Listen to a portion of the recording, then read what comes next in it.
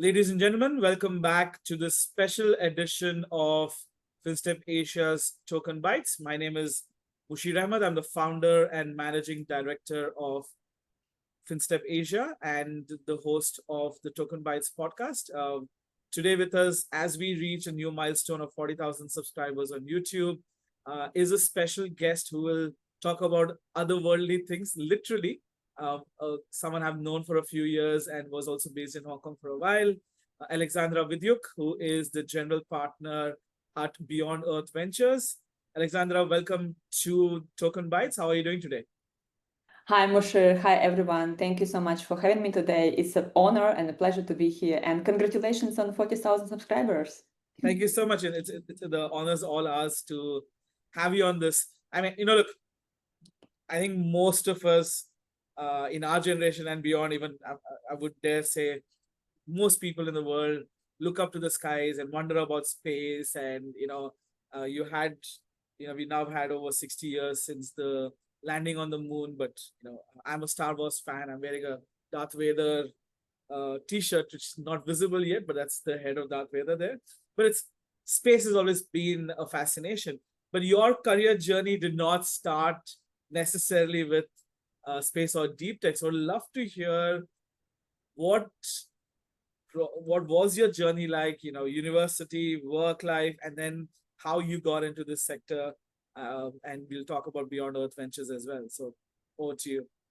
Thanks. I love your t-shirt, by the way. I also putting Occupy Mars today, but you can't see it, but yeah. Yeah, sure. Thematic. Yes. Yeah, no, so maybe just kind of a very brief, like what is deep tech? I think, it's a very wide scope, right? So I think like what does it mean? It means like, we invest in companies which do space tech, energy, robotics, advanced materials, and future of computer. That's kind of our focus. So like a very hardcore deep tech. So and I've been doing it for the last 3 years. But as you mentioned, like when we met, I was actually in fintech, and I was like still doing like digital assets kind of and fintech startups. So I think so I have a degree in physics. So I wanted to be a scientist when I was a kid, and okay. It never happened because, when I graduated, it was 15 years ago, half of my class went to work for McKinsey and like other management consulting.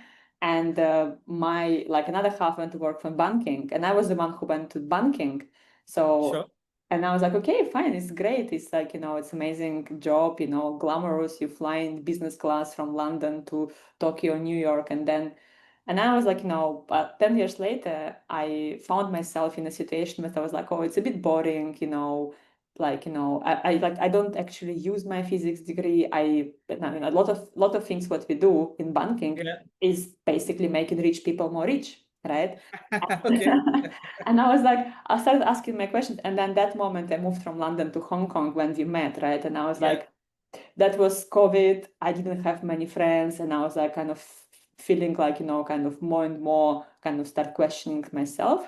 And I had a startup in fintech, which, still doing great, by the way. So like I'm kind of more like an advisor there now. So, and at some point I was like, okay, so how do I combine my physics degree, my career in finance and fintech startup? Like, so what's the best thing? And then deep tech VC came as a natural choice. So that's kind of combining my tech expertise, but also understanding of finance and the world of startups, the world of VC. So that's I would say like on a kind of overview of what led me to that place. Yeah. I mean, look, you were a chief data officer for wholesale bank. Excuse me. Bless you.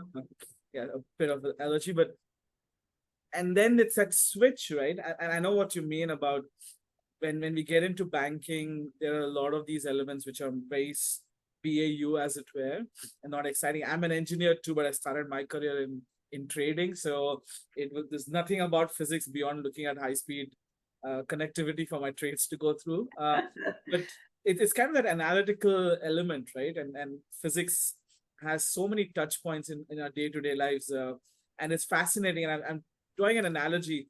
I'm sure last week you've seen I'm going to mispronounce this, but Hilo AI and the videos for the cat Olympics and the animal Olympics. Yes, yes.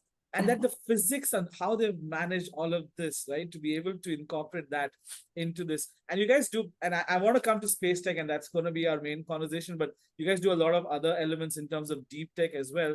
How are you seeing, does this help your physics background, that strong science STEM background, when you're evaluating AI companies and, somebody comes and says, we have this dynamic AI startup that can, elevate visual experiences?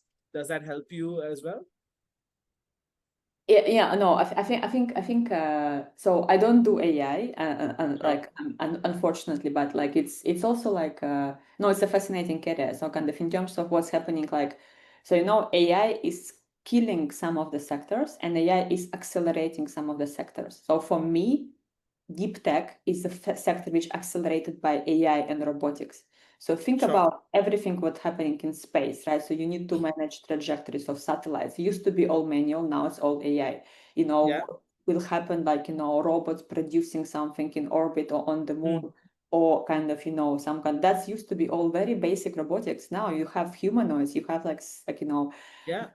that's kind of accelerated. In terms of the like, in deep tech, you have to have some engineering or science background, right? So, and some of the founders, like, they don't even want to talk to VCs if you don't have PhD. So I don't have PhD, but I do have two other team members in our team who have PhD. And I sometimes say like, oh, but how would you understand my business if you don't have PhD? That's like, and like, my co-founder, he was like, my whole life I was hiding to have PhD because PhD is like a label, or you like a scientist. But now finally, like, 15 years later, he can use it like as a benefit. And I was like, yeah, so you're in the right place now. Yeah. So I think that's how I see it. Yeah.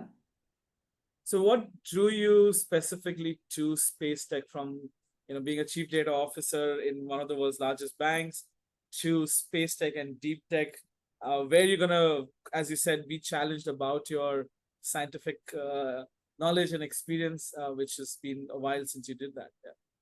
I mean, yeah, of course, as a personal passion, right, as well. I mean, similar to you, I spent like my whole childhood reading the books and watching sci-fi movies, right? That's kind of what drives me when it's like everything goes wrong, right? And when I think like I'm going to die, homeless under the bridge, then the passion kicks in, right? But I think they also like, I want to make money, right? So I'm a VC. I want to make money for myself. I want to make money for my investors, and the way how we look at it now is like the way how we've chosen these deep tech sectors is always a combination of is it the right time to invest today?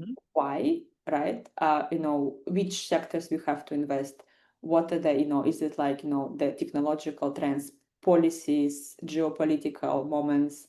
Kind of, it has to be a combination. In terms of space, for example, right? So first of all, thanks to Elon Musk, who's been pushing rockets like last 23 years to space, now we have a very cheap launch vehicle, right? So Falcon 9 is the current one, which you can probably send something like in maybe like 1.7K per kilo dollars, right? So it's like, it's not super expensive.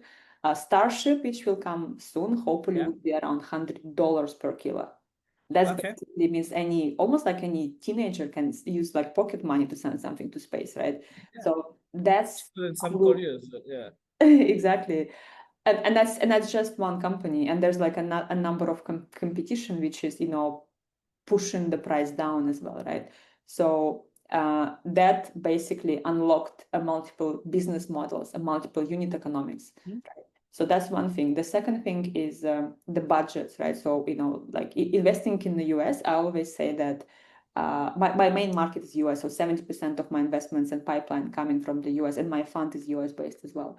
So now it's like you have obviously like the Golden Dome. If you read the news what Trump is doing, have budgets, of course there's a lot of changes now, US government, US administration, but the budgets is still defense, energy, NASA, that's all still there. We're talking here about multi-billion, even like 100+ billion budgets for the next 3 to 4 years, right?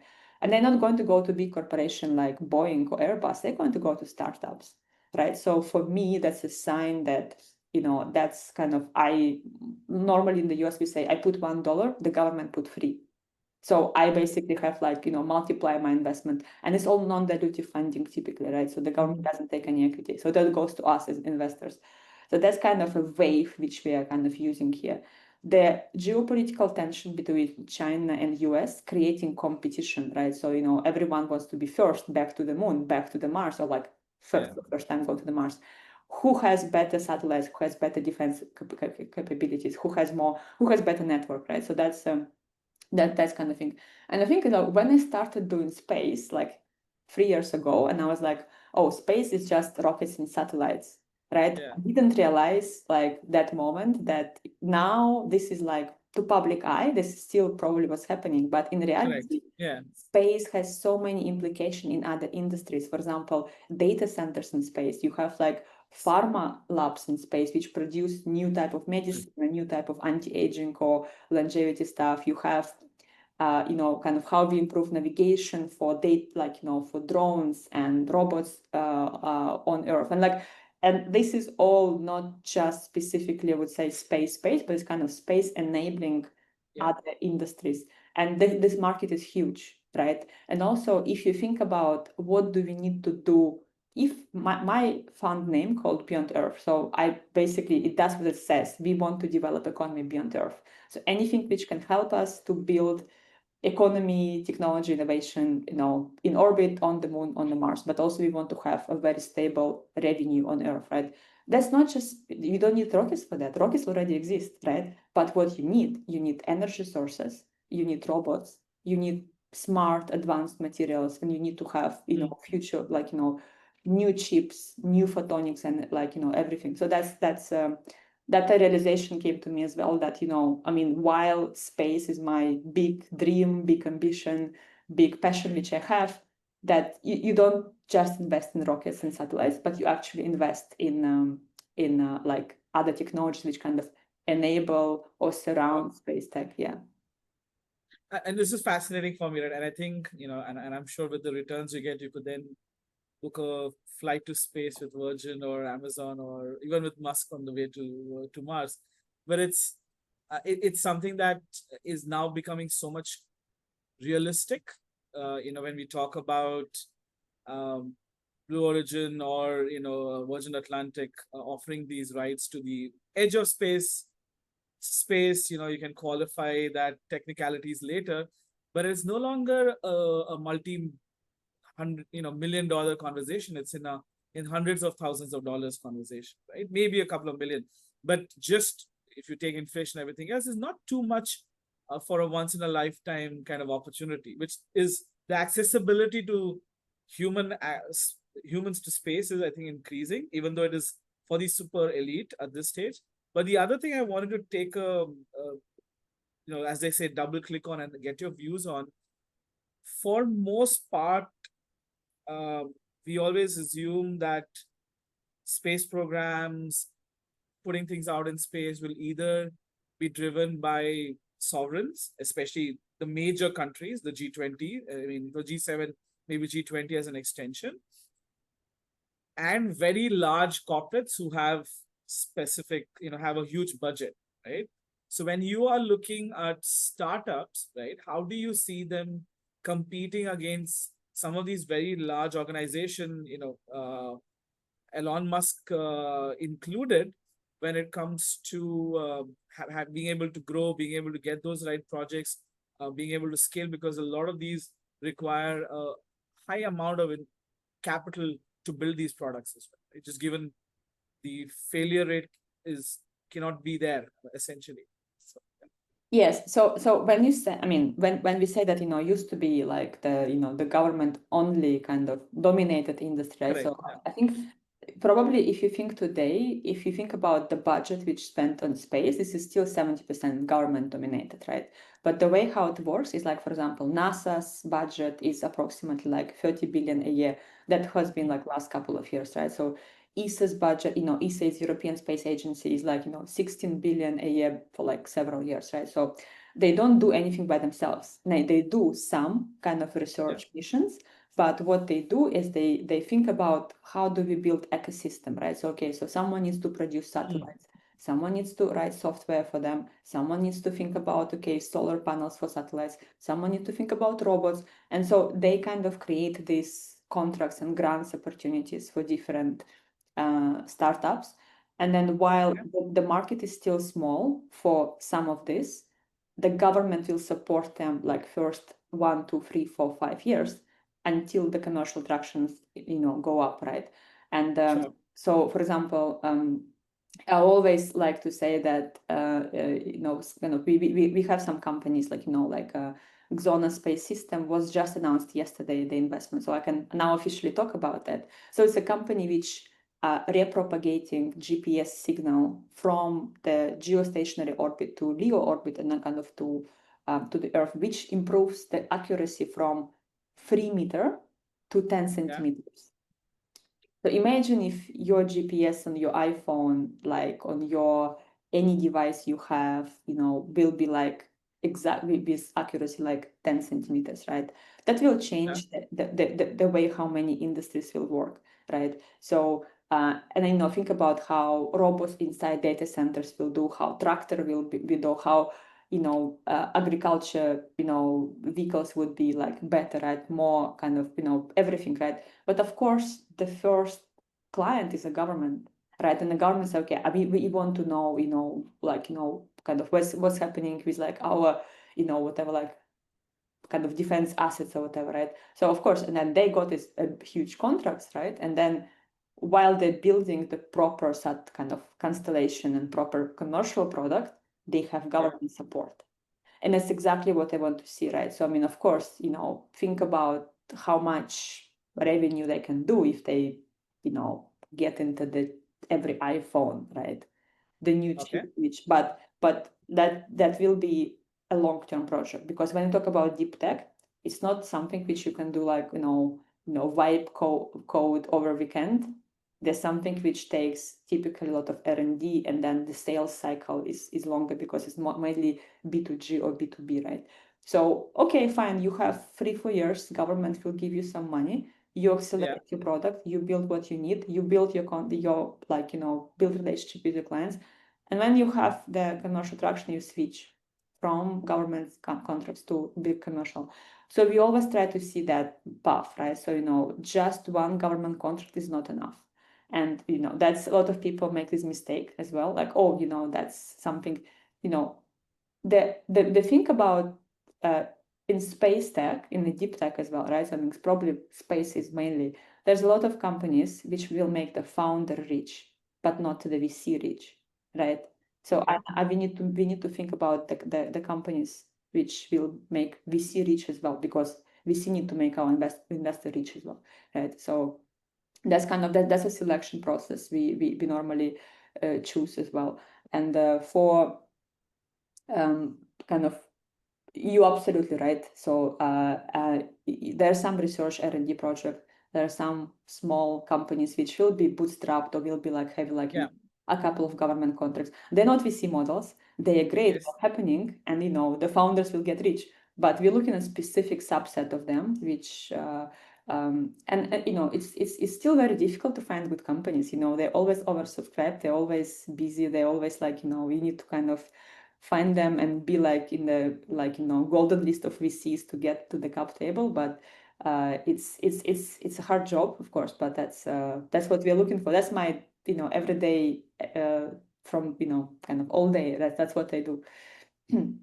And what is like, so this is the fascinating thing, right? It is, having been in a bit of fintech, etc., for the last 10 years, you see that you always need that encouragement, even if you're looking at future down the line. In some instances, those returns are going to take quite some time, and then the multiplier impact can very much be a hockey stick once there's a trigger point. And that's the element about how do you see your LPs reacting to this, right? I mean, they obviously, I'm assuming, would be much more realistic than investing in a digital assets meme coins conversation, which is expecting a 10x within a few days, versus this, which is going to be slow burn, literally going into a few years.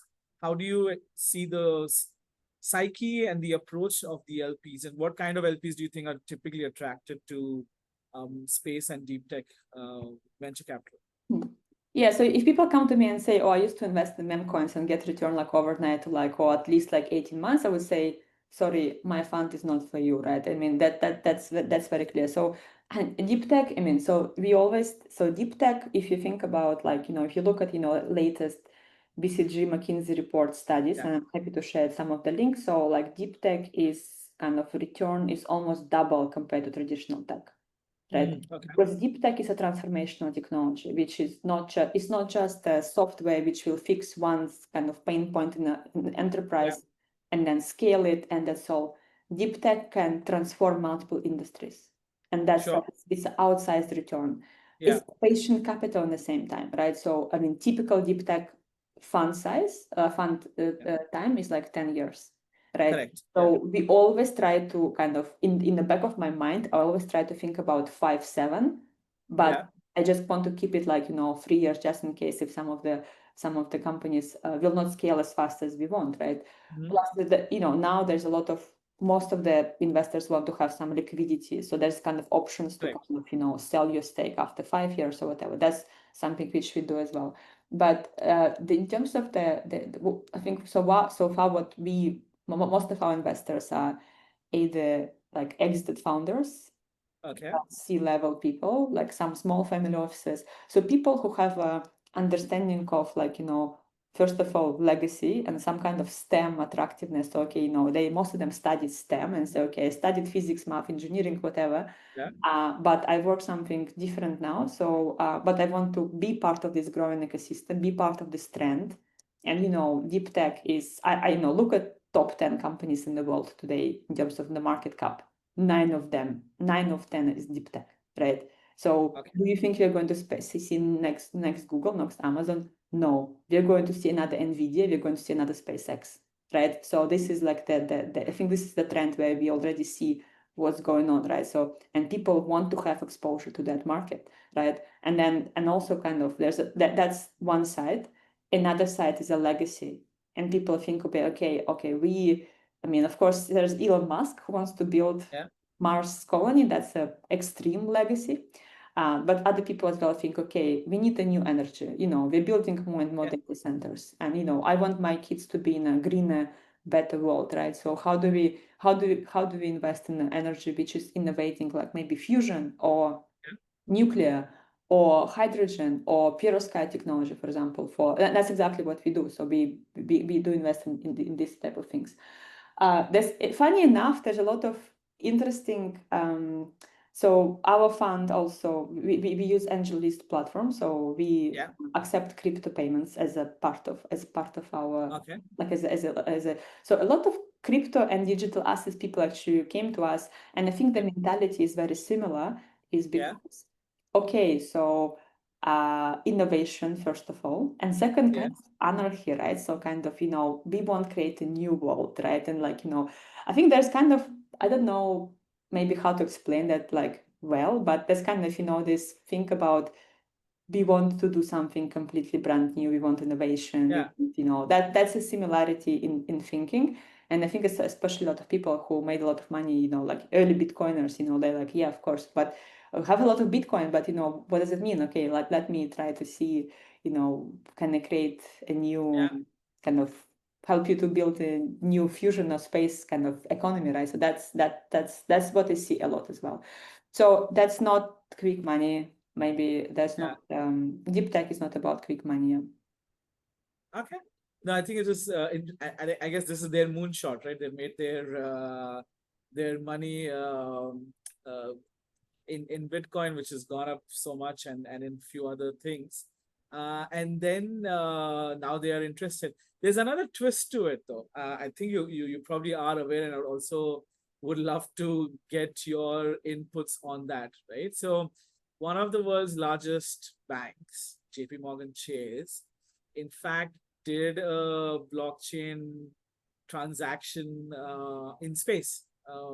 And this was many years ago.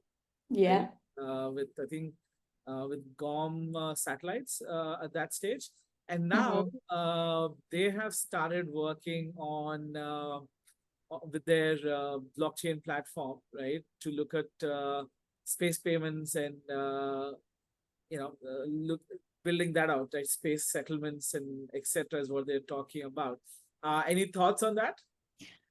So I think that's what happened. I guess that's mainly for PR purposes, and I don't see any like kind of a real use case here. I think what's emerging and what I see a lot of like real use cases is like there's like more like internet is full of the things about Eric Schmidt bought Relativity invested, now become a CEO to launch data centers in space, or Amazon is launching the data centers in space. So there's Y Combinator now full of kind of these people who do something like, in space as well. So data centers in space is a good, there's a couple of, kind of use cases you can bring, right? First of all, like people say you can unlimited energy, right? You don't pollute Earth. There's you have faster kind of internet connectivity. It's cool there. You don't need to cool it down, right? This is questionable, by the way, in terms of engineering and physics. And physical security. FBI will not come to knock your door, right? So, and there's like potentially, there's no people who would like to kind of compromise your security, right? So that's happening a lot, and that's kind of what I see, like, that, and of course, the payload which you want to bring to the data centers can be anything, right? It can be, kind of some national security stuff. It can be, resilience for your data. It can be, kind of backups, or it can be like something, as you mentioned, transactions in space for some specific reason. I'm not sure if you read this book, the Free Body Problem, very famous, about. I saw the Netflix series. Yeah. So they actually had data centers in space for this game, right? So they want to keep it very secure, right? So that's It's an interesting conversation on that as well, right? And I'm not getting it without getting into geopolitics, but talking about the geo risks. Let me put it that way, right? And it's ironic using the term geo when we talk about space. But in the sense, when something breaks down, even in a remote part of the world, you're a few hours away, usually, like maybe 5 to 10 hours at most, where, from an accessibility perspective, even for the remotest sections, right, of the world where the data centers, etc. When it's in space, just your launch preparation is a few days, right? How do you see elements? And I'm not even talking about something that may be due to a military intervention or an attack which harms the satellites. That's weaponization of space, and there is a conversation to be had for that, but that's not the one I'm talking about. But fundamentally, any critical damages, let's just put as asteroid damage or something else that comes in, satellite debris. That's another big conversation on the junk, space junk, literally comes in, crashes in on this data center, damages something, right? How do you see that being addressed? And the BCP as with where the business continuity processing elements of it, because it's very expensive to have alternatives or have multiple layers of contingency in space. So we'd love to hear your thoughts. Yeah, no. It's exactly the same.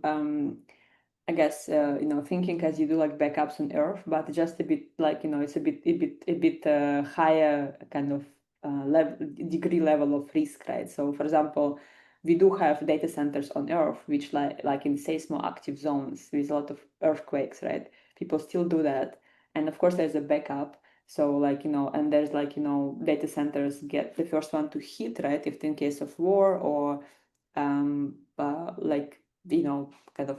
the climate crisis is also not helping right here. So I think it's that. So we as of today, actually, I don't think we have a proper industry standard for how to do it. I guess there's also what's the typical thing, like 3x backups, right? You normally do, but I guess it's maybe will be like 4 or 5. So I'm not a data center expert, but I see people see the benefit, and I think here as well. I think kind of that was not possible 10 years ago, right? Because that would be like extremely expensive.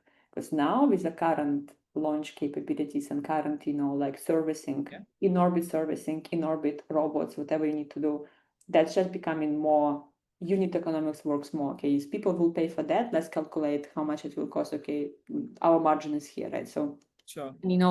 Like maybe data centers is like one of the examples, but the other use cases, for example, producing fiber, producing semiconductors in space, producing some of the pharmaceuticals. So the in-space manufacturing is up and coming area. And so many of my colleagues, like people who invest in space, they actually think that this is like the next big thing which will come out because, like ISS, the International Space Station, they have conducted like, I think 3,000 experiments in the last 20 years, kind of doing the different, okay, so let's try to do organoids, let's try to do cancer cells, stem cells, embryos, whatever, like, and many different materials as well. So what you have in orbit, if you have zero gravity or microgravity, we call it, extreme temperatures and vacuum, right? Something which extremely difficult to replicate on Earth. So one of the companies which I invested, for example, last year is a company which produces antibody cancer treatment in space. So like imagine, the protein crystal molecule, which is, it's a geometrically complex molecule. So it grows, it's very complex. So it grows and it collapses under its weight, under its gravity on Earth. But in space, it can grow bigger, more symmetrical and more pure as a structure. So, but when you produce it there, then, you have like a small robot, like a small lab, you can send it back. The crystal already formed, so it won't break. So then you can actually sell it. You can actually bring it to the hospitals, right? So, and then you think, okay, that's kind of, okay, what does it mean? But what it means for the patients is that instead of having a drip, they can do an injection. Okay. So you don't have to go to hospital for half an hour and have a nurse putting you a drip, but you can actually do an injection at home by yourself. So that's kind of, like the belly fat injection that people do, right? So that's changing the lifestyle. That's changing, the new patent for pharmaceutical companies, which we know they can sell more kind of stuff to hospitals and everything, right? So that's kind of this, and this is like such a small thing. Like you think about, oh, this is just zero gravity, but that's kind of changing the whole process, right? So, and that's many use cases like this, and people, and this database, by the way, is open source. Anyone go look at these experiments and see which one already have startup, which of them not. And what we see now is like, historically, space tech was full of founders, of engineers and scientists. But now we see people coming from other industries and they look at, okay, like what I could do, like, people like lawyers, people, like bankers, maybe like fintech, cyber entrepreneurs, they come in and it's the same happened in 1990s in internet, right, era. So first founders were all programmers and coders and we're like, okay, kind of, but then real businessmen, people, like real kind of founder, oh, actually this is like, this is the way how we can make money. So space a lot reminds me about internet of 1990s. So that kind of, like that's exactly the same dynamics in the founders. Yeah, so that's it's building on that, right? And I think it'll be very useful for our audience, and also I'm learning so much. So thank you so much for taking out time on this in terms of the practicalities of the industry right now. So maybe a naive question, but taking the example of the drip versus the injection, the pharma product, right, in space, zero gravity, atomic impact, allows you to build a medicine or a pharma product in there. Now that would be a test, it's a trial, and you bring it back on Earth in, say, vacuum containers. I'm using a term very loosely, right? How scalable do you see this as? More, okay, we will do the trial and the conceptualization, not the conceptualization, but the building of this in space, and then bring it back on Earth and using vacuum infrastructure, using the term again loosely, can then build it. Because you now see there was this video doing the rounds a couple of weeks ago or a month ago of this factory in the US, which was just, there were no lights because all robots working on it, and there were few lights, and it was all like computer manufacturing, right? So you can essentially have a very sanitized space, which is complete in a highly and in semiconductor and pharma, you already have that, right? There's very big control on any human touch or impact. So we'd love to hear, are you seeing this as saying in 5 to 10 years time, and I'm talking about medium to longer term, there would be these pharma factories out there in space, and then the payload keeps coming back because there'll be multiple other SpaceXs, or do you see that more of a, here's a trial, this is now proven, so your Genesis pill as well as such would be built in space and then replicated on Earth? Yeah, so I think there's several things to mention here. Like, first of all, right, as of today, we don't have any labs in space, right? So there's a couple of companies that are trying to build something like, we work in space, which is like Axiom, Sure. Starlab, like Vast. And by the way, Vast is a very famous company. They're founded by a crypto billionaire, right? So it's kind of close to your heart as well, right? So as of today, ISS is old, is small, it's extremely difficult to get. It's like you need to pay so much money to do any experiment there, right? And it's only experiments. There's no production, there's no production facilities. If you want to do a scale and you want to produce semiconductors or a lot of whatever you want to do, like organoids or the stem cells, kind of different options, right? Then you need to have almost like a lab. And which will be like, okay, someone will bring the kind of the new supply and bring down the product, right? And so companies like Varda, for example, which is a specifically they just raised, I think, Series C or whatever, quite late already. So they do only pharma in space. So and it's I think the second company, which was a space company, which was funded by Founders Fund after SpaceX, right? So that's that gives you also and the significance of that, right? So they're building their own capsules, right? So okay, something which will orbit the Earth while you need to how many months, days, whatever you need to have to finish this process you're building, right?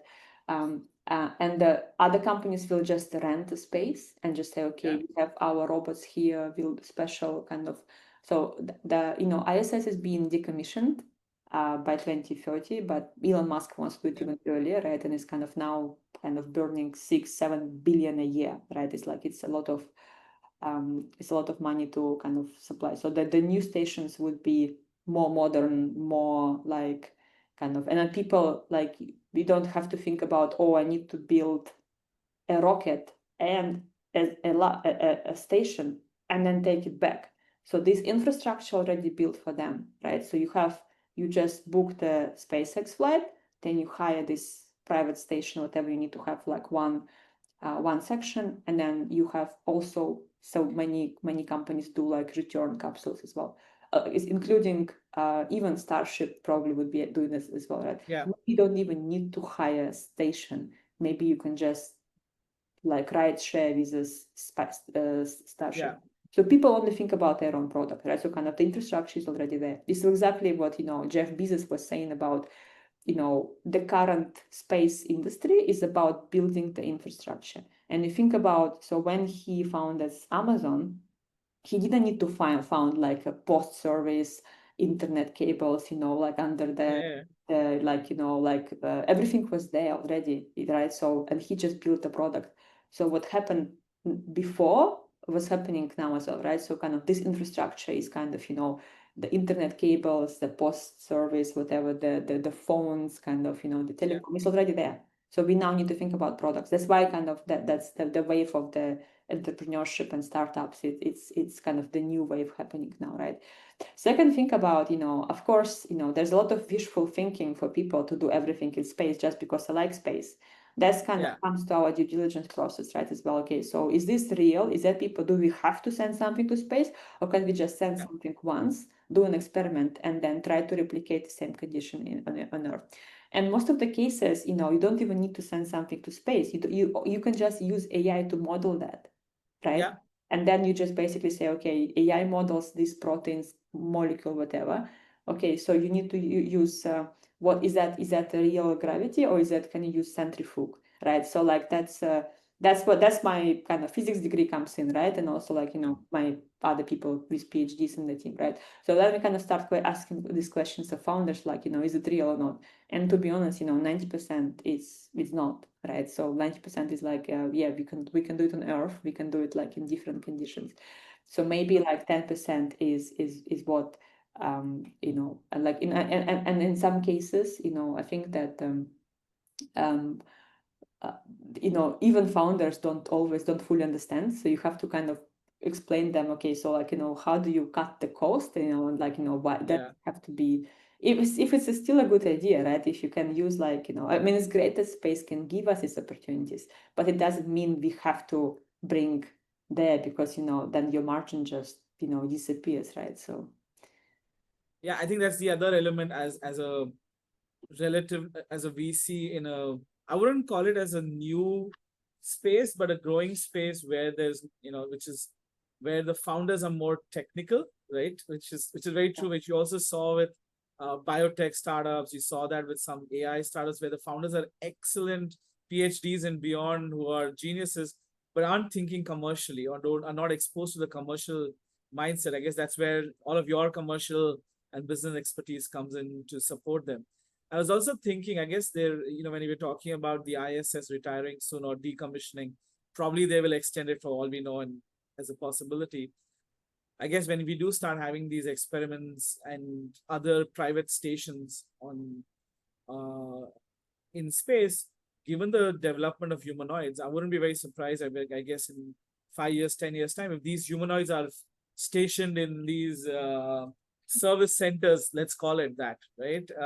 Who can be deployed on site to go fix something, like I was giving that, the data center damage one, or they could just be, deployed on for doing annual maintenance instead of having the dreaded or the fascinating spacewalk that the astronauts do, where there's such a high risk versus just using a robot to go do that, which maybe also be in a more controlled environment. Thoughts on that?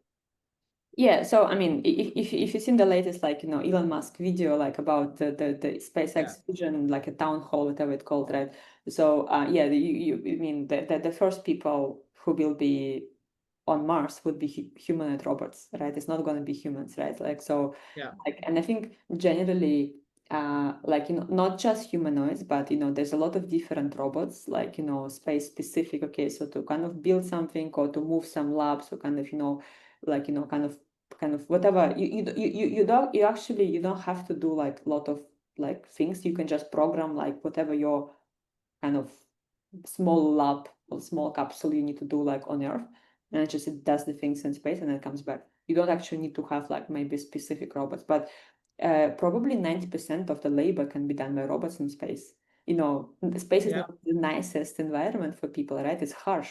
So, and why do we bring people there taking the risk? It's expensive. It's of course, space tourism you mentioned, maybe some kind of in the future, the kind of anti-aging programs people are talking about, like, in orbit, or like, regenerating organs, kind of getting yourself younger, whatever it is, right? So that's more like a leisure, right? It's not like a kind of labor. So yeah, no, that's what I mentioned at the beginning, right?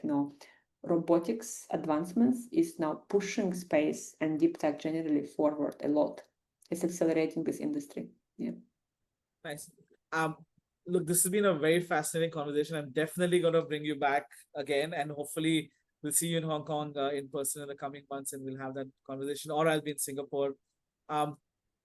Before we leave, any startups in Asia that you are seeing who are doing a lot of work? I know you're primarily a US focused fund, but you're here in Asia, so it would be good to understand. I mean, maybe I'll break it down in two parts, and you can keep it concise if you wish. How are you seeing space tech evolve in Asia? I think deep tech we are building, so that's great, but space tech specifically. And secondly, any notable startups, either in your portfolio or otherwise, that you find fascinating in the current market for space tech? Yeah, so Asia is booming in all aspects, right? So deep tech, space tech is like it's kind of a lot of things. So I think in Asia, I would say like there's a couple of clusters, right? So obviously the biggest one is China, and China is over like last year, 2024, it's first time it overtook space tech investments, US. So that's